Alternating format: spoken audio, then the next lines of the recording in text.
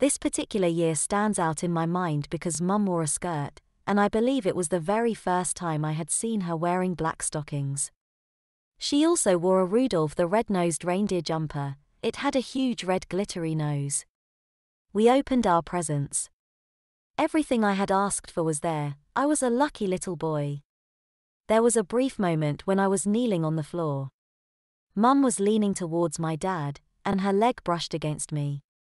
I was that close to her lap, and I so much wanted to just lie across her knee and stay there. I wondered whether my brother had been in that very position the night before.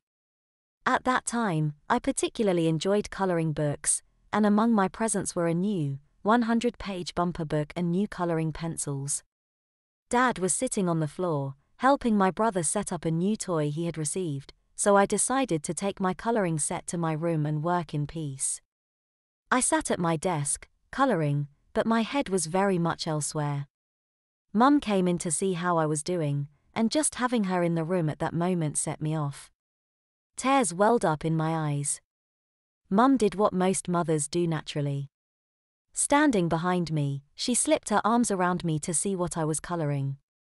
Her face was right beside mine, and at that very moment 2 big tears dropped onto the page below. Mum was instantly concerned. "Oh, Bruce. What's wrong?" There were more tears as I explained that I hadn't had a letter. It took Mum a moment to catch on. "You mean the elves' letter we made up for Tommy?" I nodded. Mum was mortified. She explained that she had thought I was too grown up for a letter like that and that I would think it was childish. "That letter was just a bit of nonsense to get your brother to go to bed on Christmas Eve," she said. I wiped my face on my sleeve, and Mum squeezed me and kissed my cheek. "Come along, stop crying," she encouraged me. "It's Christmas Day. And your coloring book is getting wet." She left for a moment, then came back with a towel to wipe my face. "Mum," I asked, "did you really smack Tommy's bottom?" "Yes," she laughed. "Just to make sure the elves could tell Santa he could bring Tommy's presents. That letter worked, I can tell you. I got your brother into bed double quick."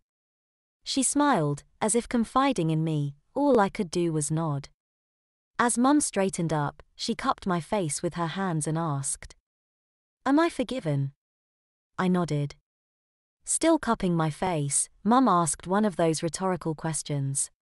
"You are a bit old for a letter from Santa, really, aren't you?" She hugged me, then whispered in my ear, "A big boy like you shouldn't be crying on Christmas Day." With my face buried in my mum's Christmas jumper and her arms around me, I told Mum that even though it was a silly game, I would have liked a letter and a smacked bum too. It sounded like fun. Mum held me back at arm's length for a moment, her hands on the sides of my shoulders, and gave me a quizzical look. I'm guessing she had me worked out right there. Then, bless her, she came up with a plan to save the day. "Maybe your letter got lost in the post.